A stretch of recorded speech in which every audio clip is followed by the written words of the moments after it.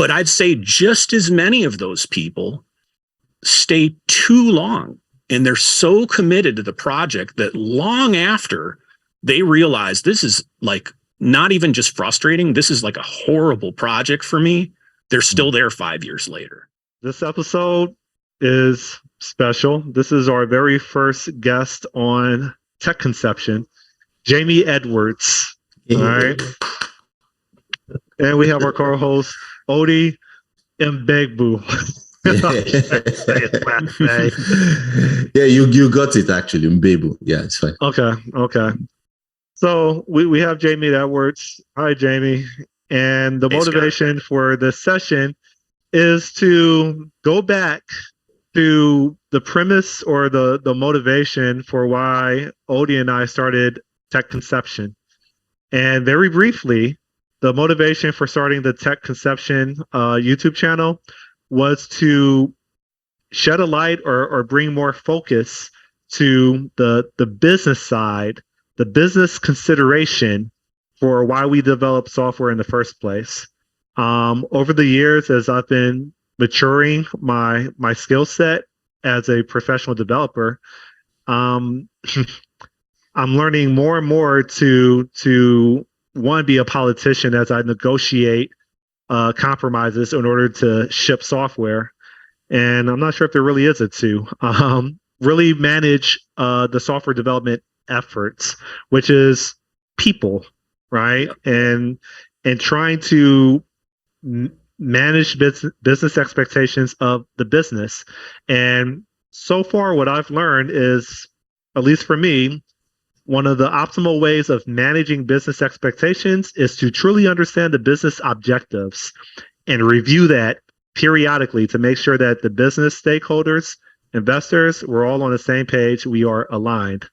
So that's a brief motivation. Hope that wasn't too long. I'm going to pause for a second for anybody to add anything onto it. Jamie, again, you have your own YouTube channel. It is Healthy Developer. And my understanding, this is, please correct me, is you tend to target developers that are somewhat mid-career and help them grow their career and help them navigate the political arena of the software development industry. Would that be fair to say, or would you like to touch on that?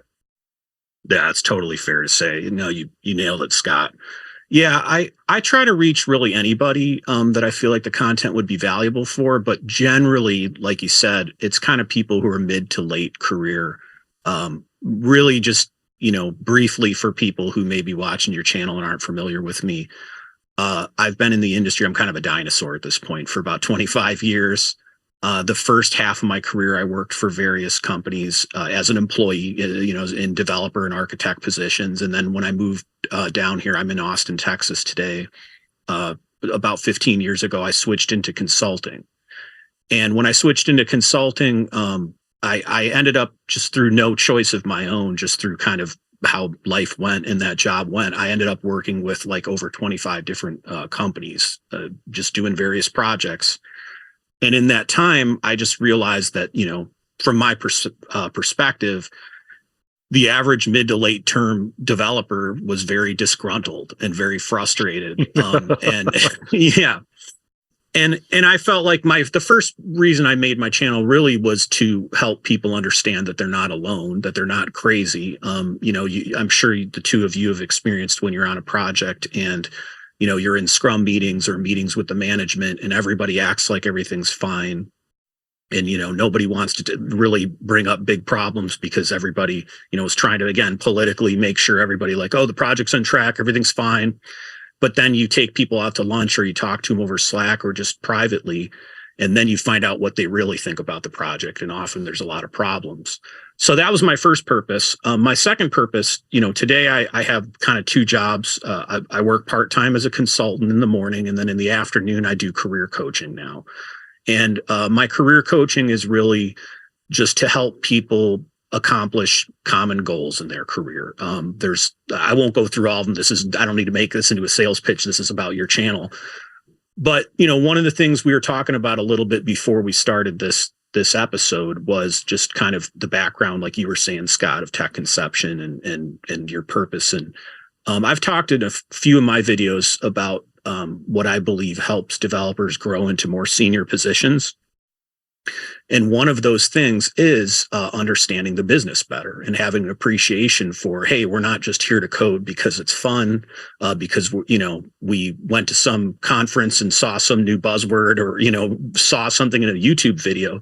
But at the end of the day, it's got to make a company profit, and it's got to satisfy customer needs. And so the fact that the two of you have decided to make a channel, specifically focusing on helping developers kind of develop, no pun intended, the ability to care about that in the first place and really put a value on it, I think that's great. It's sorely needed in the industry. And so, again, super happy to come here on your channel and just talk to you a little bit about starting out with that.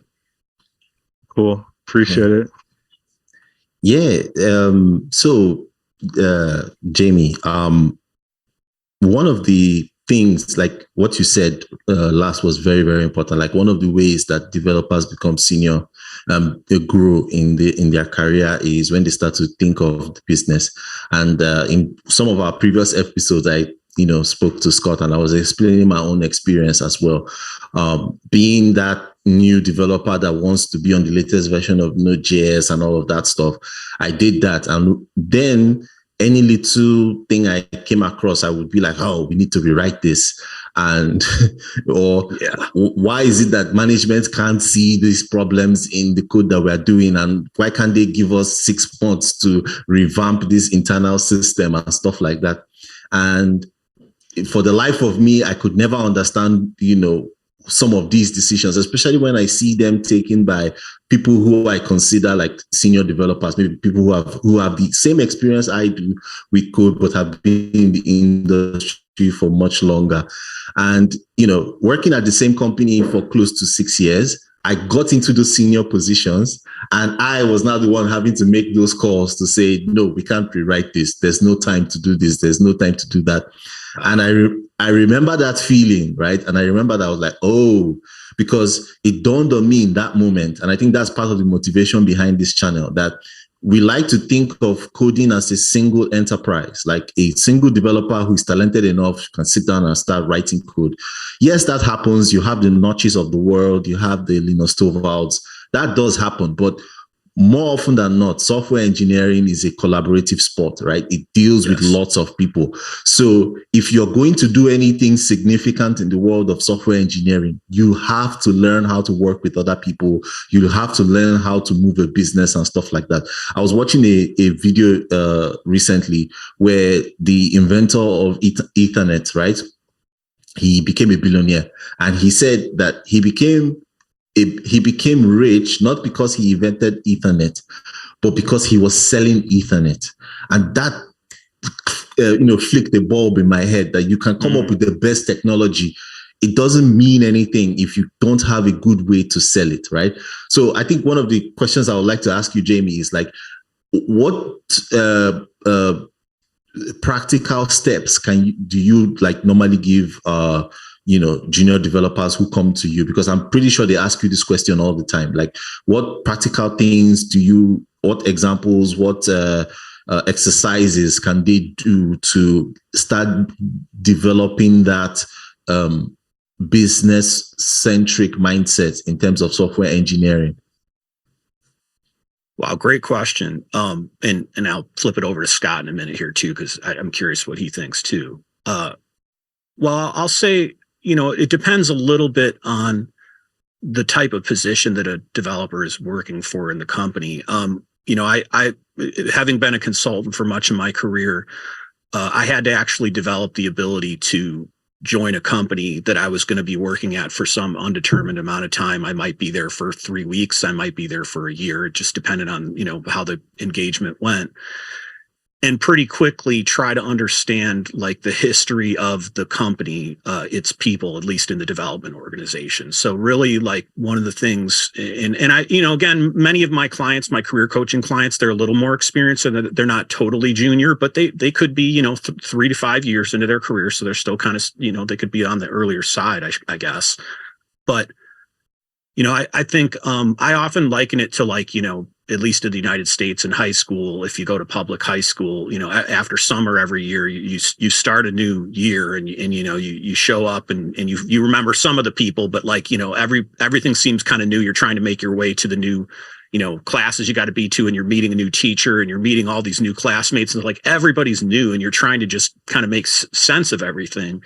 As a consultant, it's kind of like you're doing that, but within companies. You join a company, you know nobody. So you have to find some people to kind of make sense of where you're at, there. So a lot of my clients that I have, and again, it depends on what they hired me for and what I'm helping them with.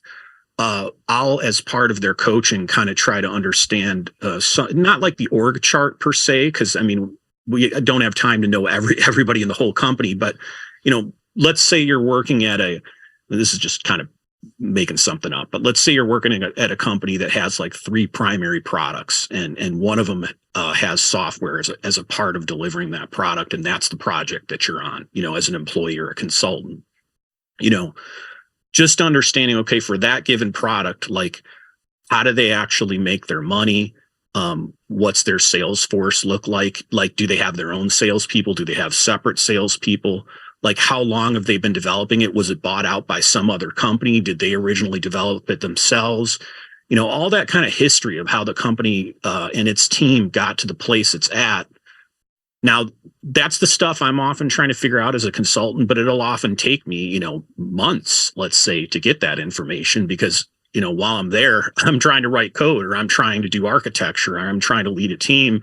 I can't spend, every waking minute, on the job necessarily, looking into the background of the company. But that's kind of what I usually recommend people. I mean, there's a lot of stuff, but just at least when you're first joining a company, try to dig in, to the level that they'll be transparent with you, to, the history of the company, the history of the team you're on. Partially because, especially if you come in as a consultant, and I know, Scott, again, I'm going to flip it over to you in a second there. I would often be brought in to help people with like Agile or DevOps and things like that. And sometimes the company had done or thought they'd done, Agile or DevOps before, and they had a really bad experience. So you had, certain managers and certain developers who were just like, yeah, we tried that, it didn't work. We're not going to do that again. And so if you don't know that, and you join a company and you're all rah about DevOps and Agile, you're going to look kind of like an idiot, because you're like pitching something they're already frustrated with. Now, that doesn't mean you can't do it, but like, and again, depending on the purpose of the call, we may not get into this, but that's one thing I help people with too, is like, it's, in my opinion, the hardest part of software development is people management and relationship management. And so, learning how do I take people that are predisposed to be against some particular aspect of software because of a bad experience, and kind of give it a second chance and try to learn. That's a whole skill, in and of itself. True. How about you, Scott? Like, I know you started out, I know you do a lot of architecture work now, but I know you started out bringing a lot of QA and testing stuff into companies. I'm sure you have an opinion on, trying to get people to see the value of that in light of business and things like that.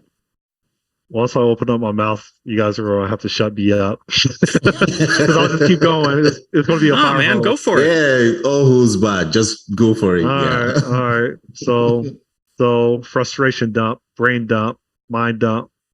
If the original question is, what advice would I provide to someone junior in their career, is that accurate? Yes. There's a couple items. One is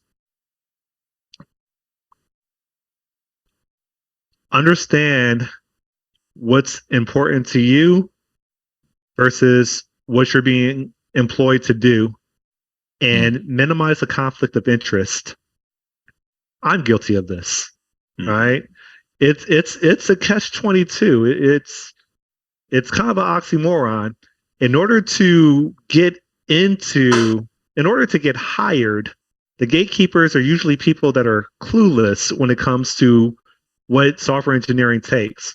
So you have to learn the latest framework of JavaScript. You have to now. I think we're doing Maui for mobile development cross-platform. So you have to say you have experience in that and sprinkle that on your resume. And you have to, based on 24 hours in a day, you have to try to cram in some type of legitimacy in your experience and then throw it on your resume just to get an opportunity and just to try to stay relevant. And I think that's one of the biggest challenges right now from junior to even senior is who are you really serving? You're being hired to serve the customers and your employer. But the way that things are organized, it's hard to get in to even attempt to serve them if you don't serve yourself in order to get that position or opportunity to serve other people.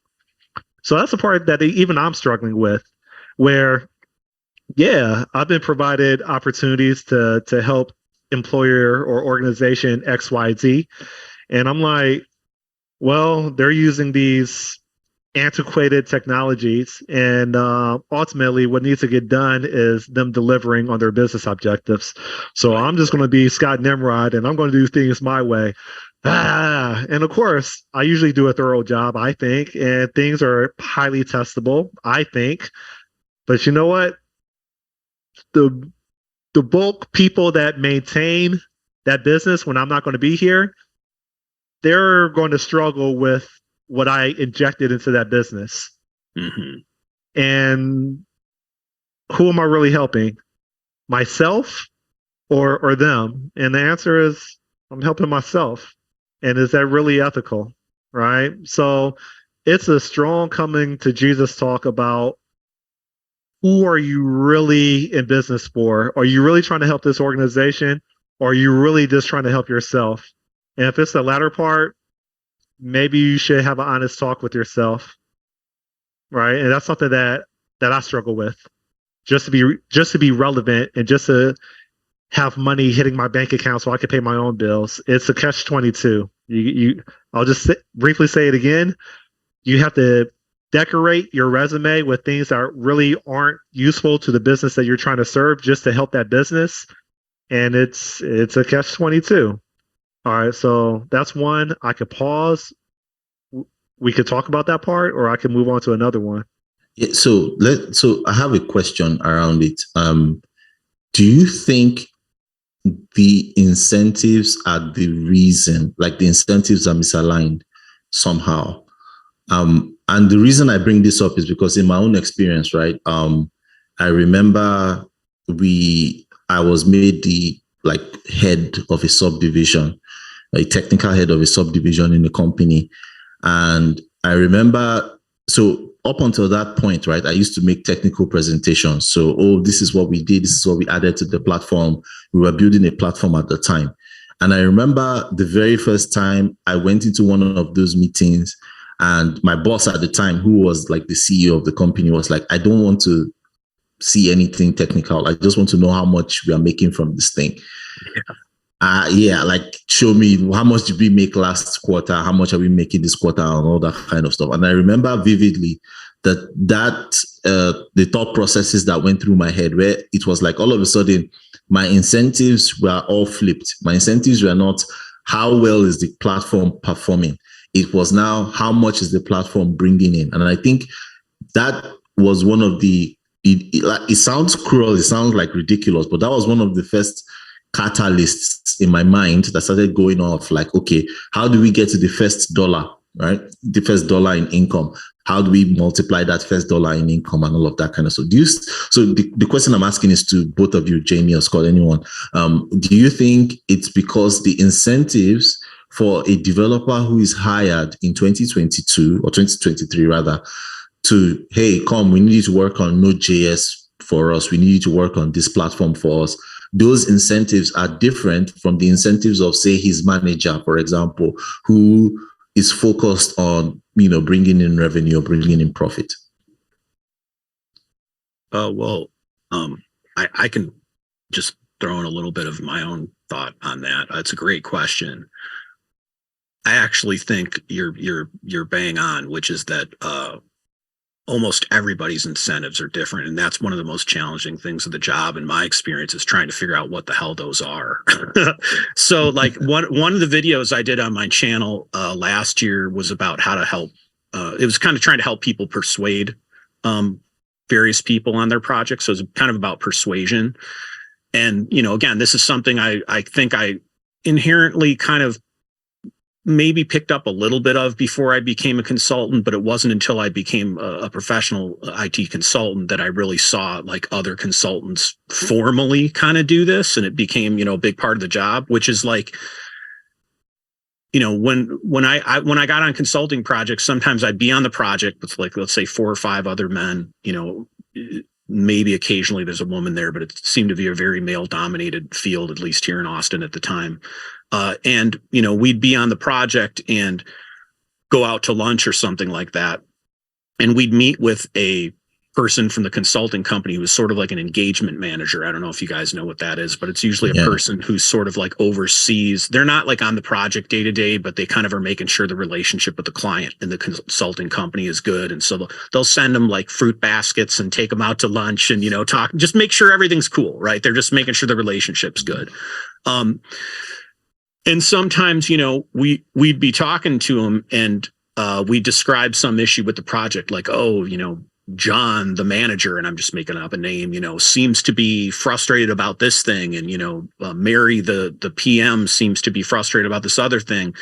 And the engagement manager would be like, oh, yeah, well, he's up for a promotion next quarter and she's being measured on whether, this thing that she pitched was a good idea 2 years ago is actually going to be successful. And so right there, all of a sudden you're hearing, oh, like there's this whole other objective that they're being measured on. I had no idea what it is.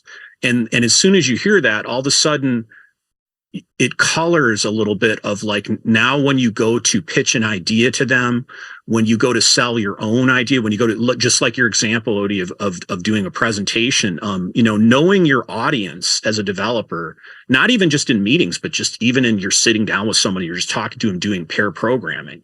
When I've come in as a consultant, if I sit with another developer, I have to kind of understand what has that developer been through on the project, like. Because again, I'm as a consultant, at least, I'm usually not an employee of the company. They have their own developers. They've been there for years.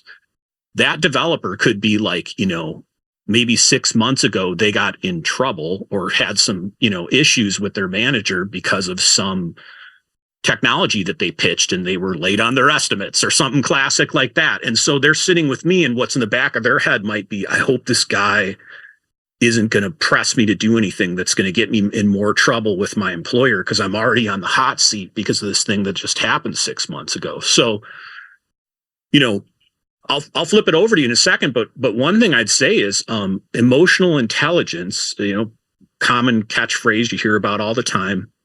I think this is something that developers need to prize more.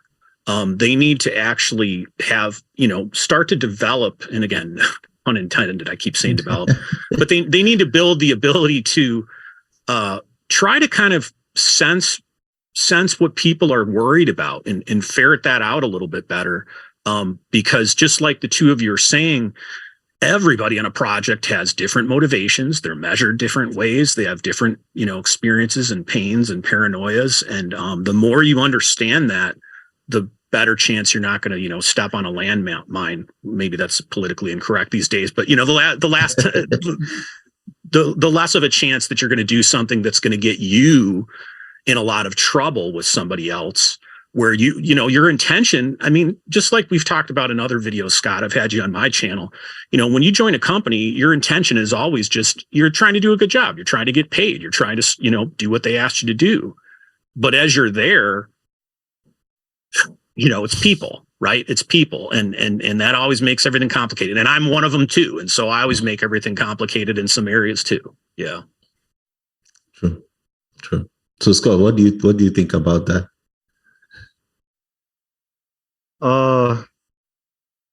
There's a couple things.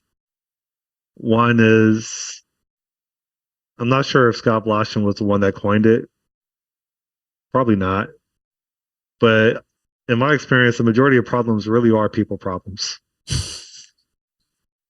And something that I'm sure people that have worked with me have heard me say over and over again is whoever you add to a project, they're going to try to force themselves to be relevant to that project. And it may result in diminishing returns. Right? Mm-hmm. If you have a small project and you hire 3 architects for this one small project, I promise you, all 3 architects are going to try to be relevant to that one small project. And it's likely to cause diminishing returns. Yep. Something else, when you ask about incentives, absolutely. At this point in my journey through my professional practice, I still believe that culture is the fabric of doing anything. And with that said, I honestly believe that leadership is held accountable for culture. Either they entertain it or they change it, right? I do believe that. I haven't really been in a leadership position at that level, but I see the consequences when it's not being executed.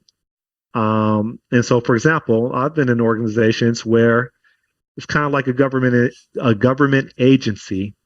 Use it or lose it. Right. If you don't use this funding to keep all these people busy, then they're going to be looking at you weird when they start to plan out the next budget.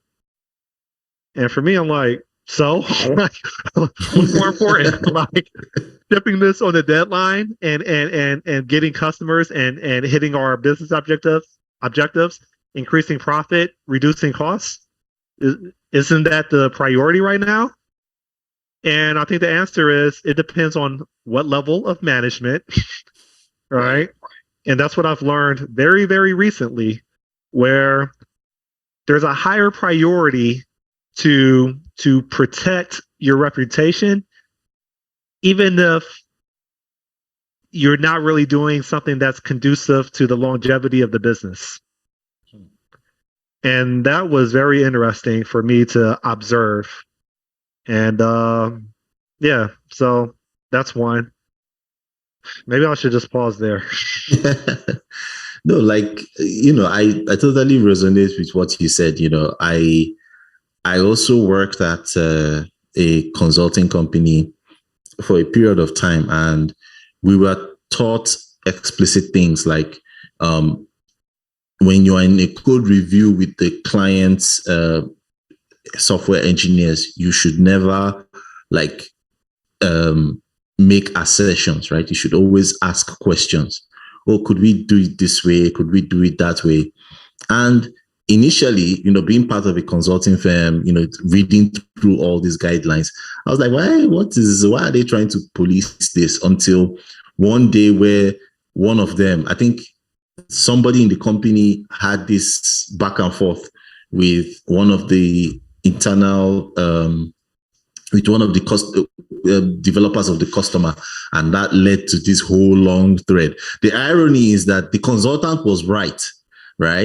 But he couldn't read that, first of all, this person is working and he wasn't, compensated properly. So he has a gripe to feel. And these other developers from these other teams, they don't really care about this project that the consultant is on. So you can easily see how, even though the consultant was 100% in the right, he got the absolute worst outcomes. First of all, even the changes he was asking for were never made, and he turned out to be the bad guy at the end of the day. So it's like, it wasn't even effective. And, it goes back to what Jamie was saying, is understanding people's incentives. I think it's something that is very difficult to do, because especially when you get to a company, the HR tells you, we want you to do this when you join us, and then you join, and all of a sudden your boss is telling you, okay, these are the milestones I want you to hit. It's very difficult to step out of your position in that moment and look at it from, like from a bird's eye view to say, okay, for me to get this thing I want to get done, I really need to understand other people's motivations, how other systems interact, and all those kind of stuff. So yeah, it's interesting to think about it. But yeah, I remember Scott complaining. I can't remember the day he was complaining. He was like, every day. I'm tired of this software engineer. I hate playing politics, even though I know I'm right and everything. And I'm always the voice telling him, wait, calm down. Yes, you're right, but if you really want to get anything done, I think there is a core fundamental principle, right? If you want to get anything done with people, right? Or let me put it this way, politics, what we call politics, right, is the art of getting things done when there are different people with different interests and different motivations and stuff like that. So some of the tactics that, say, a scientist would use, right, in diagnosing a problem, solving a problem, is completely different from the way a politician would go about it, right? Right. Not to bring up the former president of the United States, but he wasn't really a technocrat, right? So I'm talking about Donald Trump. He wasn't someone you could say, oh, I read a paper from Donald Trump. That doesn't exist. But he was very good at pressing people's buttons, right? He was very good at saying things that would rile up a section of the country while making another section of the country, vouch for him. And that's how he got the position. So, yeah, I think maybe there are some. So what I'm saying is, maybe as a developer, there are some things we can learn, emotional intelligence, like you mentioned, that can help us really understand how to work with people and how to strategize. And I know I'm using big words now, and I hate it when I do that, but but like how to arrange situations that give you the best outcome, because it's not exactly clear to me that, being right will always get you the right outcome. It's not clear to me that that's always the case in most companies or in most company settings. So Jamie, I'm not sure if you want to respond to that, but I do have a question for you if you do choose to respond. Well, regardless if you respond or not. Go ahead, Scott. I have a little something, but please, go ahead. Okay. In your experience and in your coaching, because you have a coaching program, right? Is there ever such thing as a personality type that just doesn't mesh well with software development? Wow, that's a good question. Well, I mean, you may be surprised to know this, but I just learned this year through a variety of some self-discovery through a variety of things, and really in the last couple of years, that like software development probably wasn't the best job for me. I've been doing it for 25 years, but there's some things about my personality. I'm very creative. Creativity tends to be threatening and punished in corporate America or across much of the country. At the high echelons of companies, everybody likes to talk about the value of creativity. But generally, if you're an individual contributor, people don't want too much creativity. They want you to, do what's within your box. Don't step outside too much. Don't do anything that's too innovative. Otherwise, you're going to threaten people.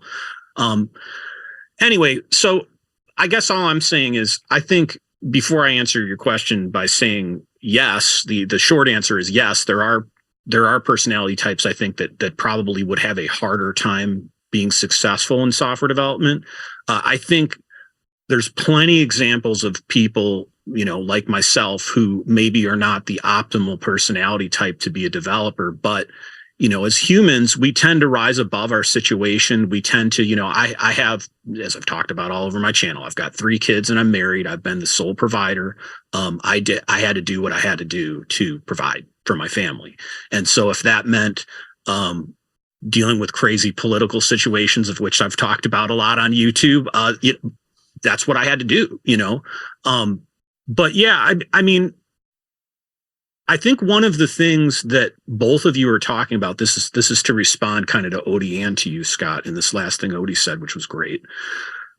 There's this quote, and this is pretty cliche, but I think it kind of captures what we're talking about, which is, my wife has had this, she's one of these, she's got like magnets on the refrigerator with just kind of little sayings that she likes to think about here and there. And I always think they're really good ones. And one of the ones she has, I had to bring up the quote because I forgot what it is. I've literally got it on a browser here. I searched for it. Is life isn't about waiting for the storm to pass. It's about learning how to dance in the rain. And it's a little cliche, but when we're sitting here talking to hopefully developers of any experience, maybe they're a little bit more junior, about having an aptitude for the business, kind of like we talked about at the beginning of the call, learning everybody what their motivations are and all that stuff. It's really hard to do that when you're also trying to get your deliverables done and get your code past code reviews and troubleshoot crazy esoteric issues in a third-party library that take you a week, and all that.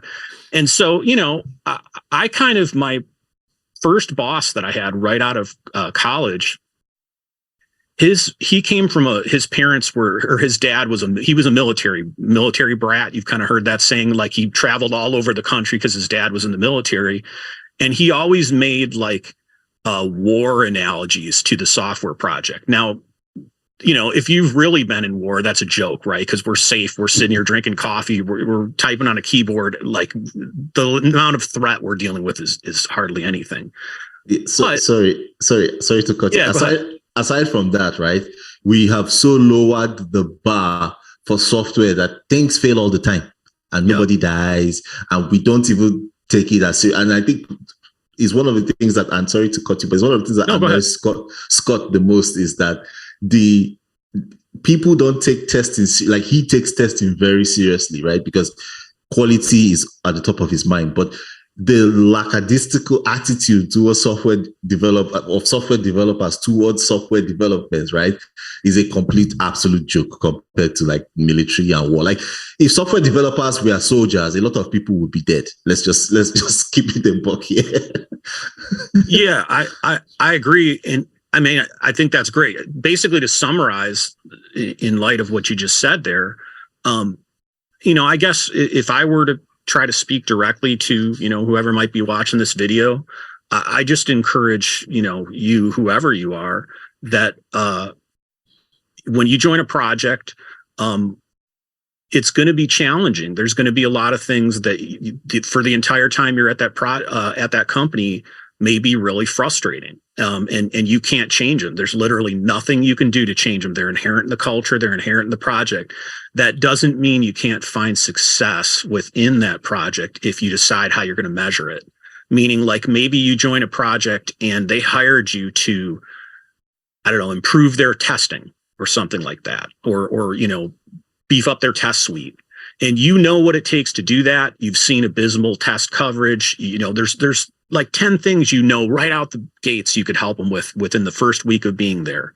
But the reality is, because of politics and the people and the budget and how people think things should be done, maybe only 2 of those things, of those 10, are really going to be something that you could even achieve and try to do while you're there. Well, if you just accept that and go, hey, for the time I'm here, these are the 2 things I can do, that's it.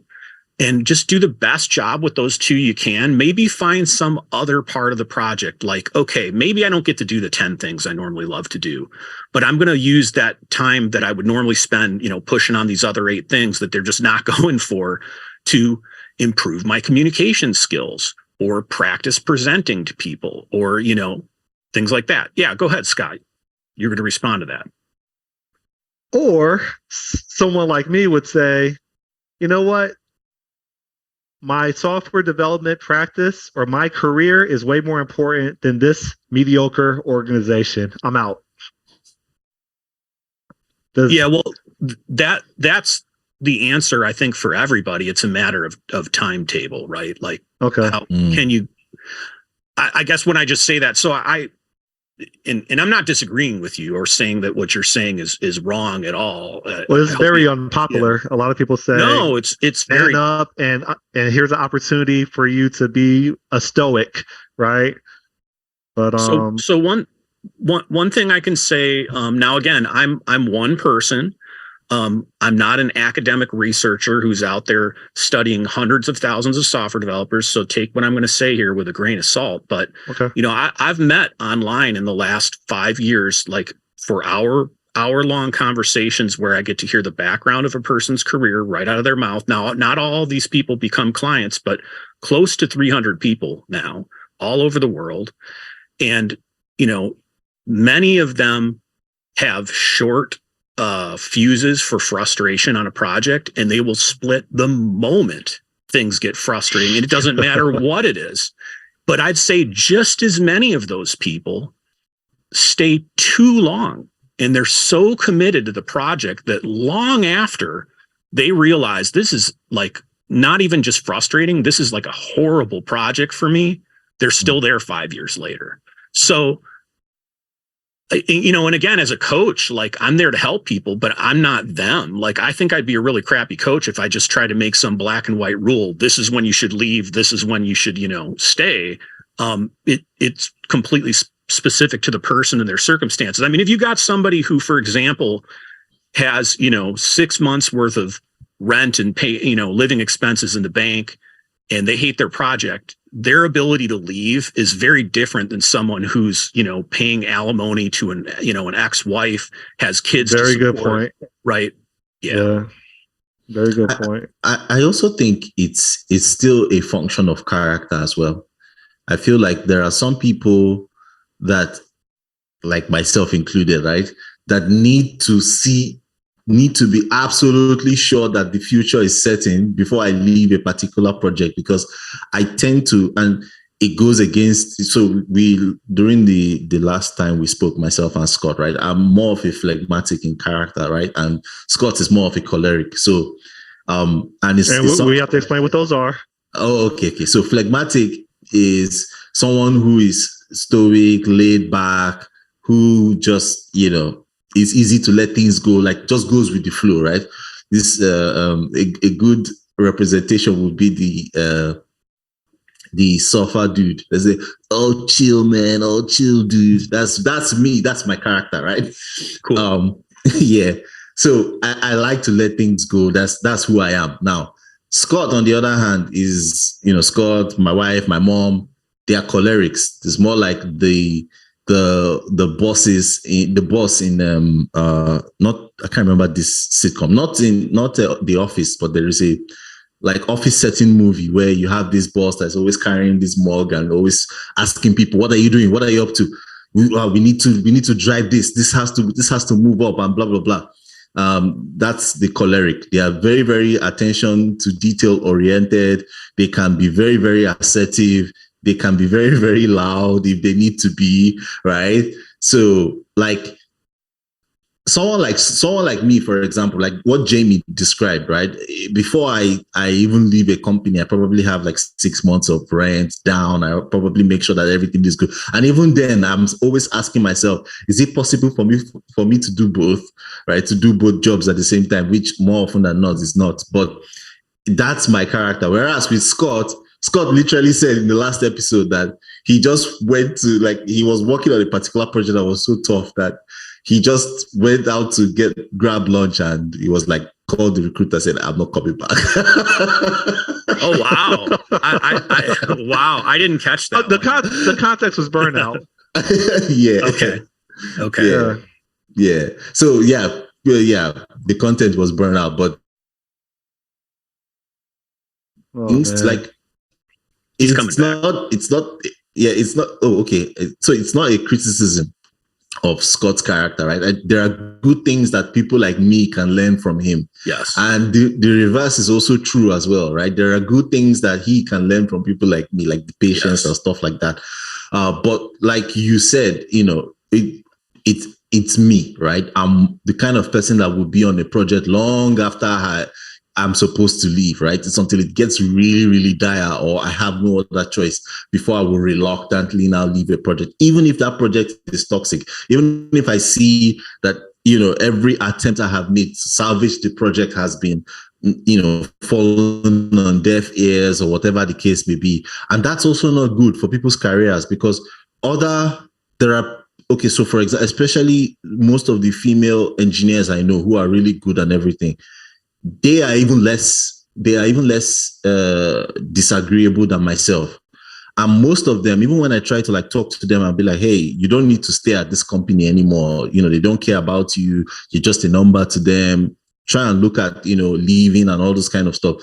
It's really, really difficult, And yeah, one of the motivations of why we do what we are doing is also to let people understand that, hey, you can decide to go into business if you wanted to, right? If you decide that, okay, I have the technical skills, I want to start my own business, having that business mindset gives you that out if you need to take it. But if you're someone who is just a cog in the machine, who just focuses on writing code and all that kind of stuff, it's easy to get stuck because it's almost like a Stockholm syndrome, right? You hate the company you are at, but you are still there because it's familiar, it's safe, right? Yeah. So that's what I was trying to get at, in the sense that I think it's still character and personality tied in a way, right? Yeah, so Jamie, like earlier when I asked, like, is there a certain personality type that just doesn't mesh with software development? I was really asking you that because it was for me. And the thing with me is, I don't know if you guys know, but like I'm really competitive, right? I'm unhealthily competitive. I don't like watching team sports. I like watching single matches, boxing, UFC, tennis. That entertains me because you can't blame. There's less politics that go around. Like maybe you could blame your manager, right? Maybe you could blame your trainer, maybe, but you can't blame your teammates. It's you against that person, and maybe some gamification of the referee or whoever is the moderator, and that's it. And the frustration that I get with working on a team is, well, it's politics. How do I appease this person so that I could get done what I need to get or what I'm being held accountable for, and the same for them, right? It's they all. The title of this should really be incentives, because that's really what's driving a lot of the conditions or the challenges that we're facing today as we try to deliver business objectives. And like this is what attracts me more to startup in comparison to like enterprise is I don't know, I'm not thoroughly experienced in startups, but I do believe that there's just less tolerance for wasting time and not delivering outcomes. So that's all. I have a pushback on that. Sure. So this is the conflict, right? And again, maybe Jamie can speak to more of this. This is the conflict that you see happen over and over again in companies. It also happens whether, when you move into companies as a consultant and stuff like that, is that being competitive is very good. And it actually gives you an advantage in many areas of life. In fact, most of the areas where you get an advantage are in areas where you are dealing with maybe close to zero-sum games, right? Being competitive in those arenas are definitely an advantage. But on the flip side, not everything is a zero-sum game, right? There are some things where you win more by working with people, right? You win more by taking a back seat, right? Not necessarily, overshadowing, so on and so forth. You win more by allowing someone make a suboptimal decision. Now, it may not be your decision, but allowing them to make a suboptimal decision sometimes could lead to even better outcomes for everybody. But the real struggle here that even someone like me has, even who is a strong, proponent of look for win-win situations and stuff like that, there are many scenarios where that conflict is so strong that you don't know which one to pick. What scenarios should you be competitive versus what scenarios should you allow things to go a certain way, or to yield control or yield ambition or stuff like that, or be the workhorse? Because this is something that happens a lot in many companies, is where you have a boss who is ambitious, who relies on a subordinate who is not really ambitious, who just goes there to get the job done. And then this boss now pours so much of what's the right word? He pours so much of the hard work, the labor, the stress on this person who he knows is not going to leave, right? And I've been in that situation. In fact, one of the reasons I left cyberspace was when I realized that most of the pressure I was under was manufactured. It didn't need to exist. But because everybody who was above me was trying to get this next thing, or they had their own incentives, back to what we said earlier, this person had competing incentives. And because I was like the technical lead, all those incentives clashed at my table, because now this person wants this project to go live on so Q3. This person wants this other project to go live in Q2 because his own KPIs says how much he's going to bring, and so on and so forth. And here I am, the developer, having only 24 hours of my time. And what ended up happening, instead of me to push back, what ended up happening was I would spend the whole 9 to 5 attending meetings, addressing people's concerns, and 5 o'clock is when I will now actually start doing the coding, the code reviews, the technical stuff. So I would work from 8 a.m. to 8 p.m. on a daily basis for close to 4 years. And then I realized one day that no, this is manufactured. You don't have to go through this stress. It's what you allow that you accept, essentially, is what you're going to get. And then I started behaving more like Scott, where I would say no, and I'll throw tantrums, and I'll talk back, and all of those kind of things. So yeah. You only worry about what you entertain in general, right? True. So true. Maybe we should wrap up with that. Yeah. That I think that's a good place to wrap up. So Jamie, what final thoughts do you have? Like, where can people find you?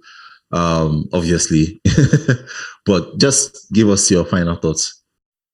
Sure. I mean, my YouTube channel is Healthy Software Developer. You can find me there. I'm also on LinkedIn. But in general, I guess for me, wrapping up, I'd just say I think it's great what you guys are doing. I think it's sorely needed in the industry. Yeah, go ahead, Scott. You do coaching too, right? Can you provide some details on how people can find you? Sure. I mean, my website is jamieedwards.com. So you can search for that. You could search for Jamie Edwards Coaching. If you just search Google for software development career coach, I'm number 1 on Google. So I'm pretty easy to find.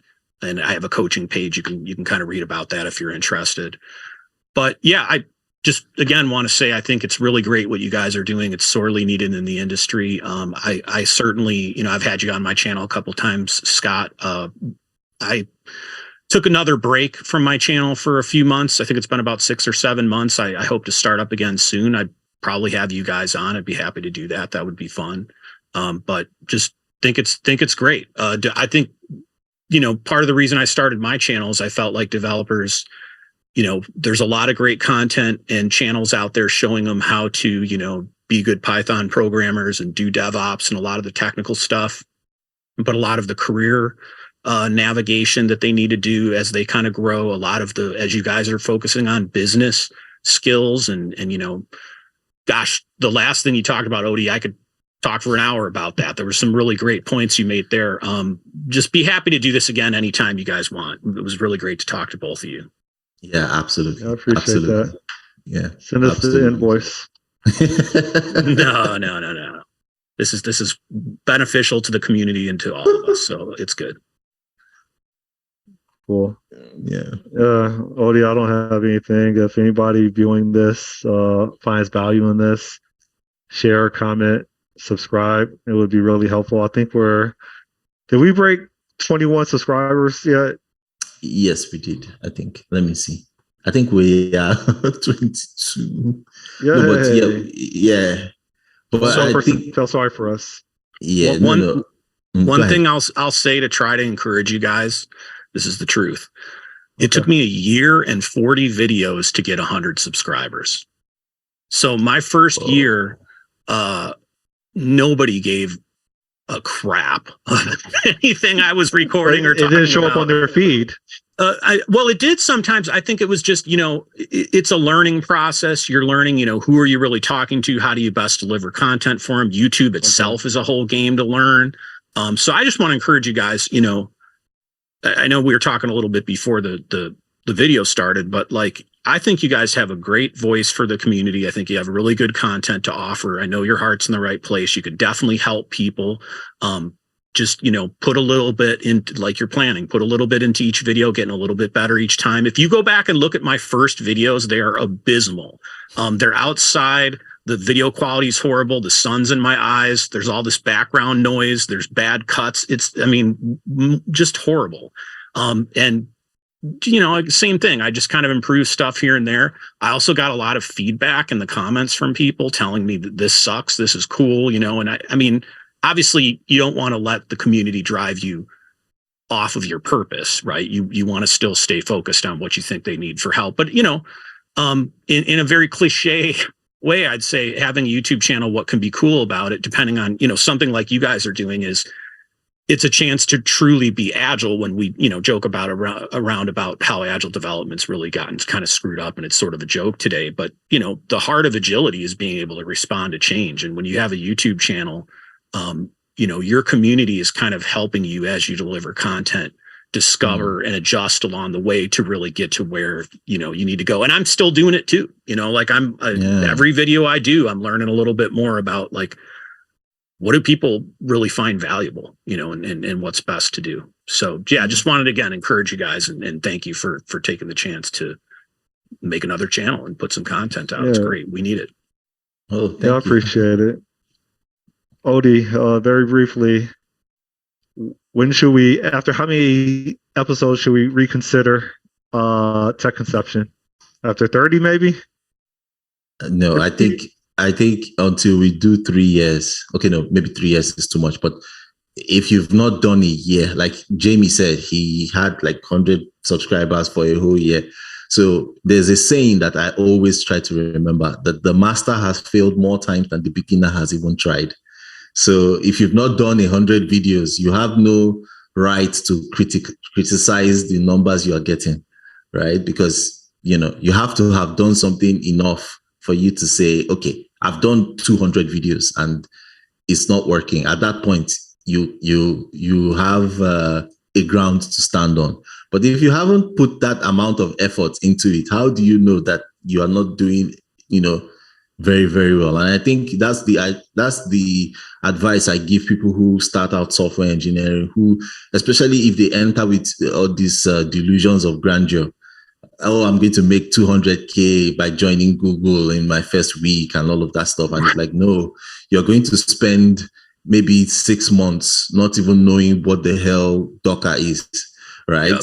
And and by the time you've done maybe a year or 2 years, it's at that point that the momentum starts to stack. And we tend to forget the wilderness, right? Once the momentum starts to stack, all of a sudden you feel like I'm a genius. I know how to do this. This is easy stuff. But you forget all the periods of time where it was just complete chaos, complete no returns on the effort you are putting.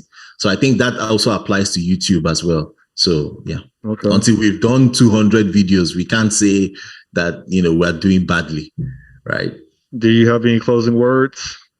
Yeah, no, those are my closing words. Yeah. All right. Thanks, everybody. Take care. See ya. Yeah, take it easy. Bye. Thanks, guys.